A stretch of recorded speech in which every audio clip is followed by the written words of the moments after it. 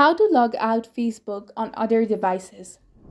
Hello and welcome back to our channel. In this detailed guide video, you will learn how to log out of your Facebook account on other devices.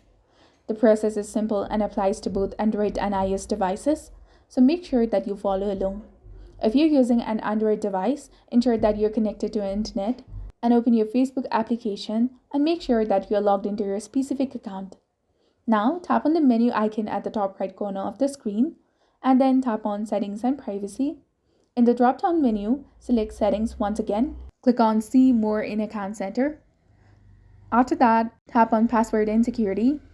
Now tap on Where You're Logged In option. Now tap on your name, your Facebook name. And here you can see the list of devices that you're logged in.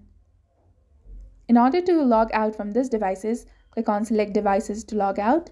Now click on Select All in the top right and click on Log Out option and confirm again by clicking on Log Out.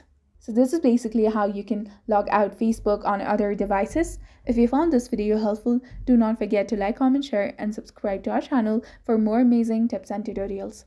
And don't forget to hit that bell icon to stay updated with our latest contents. Thank you for your viewership and support. See you in the next one.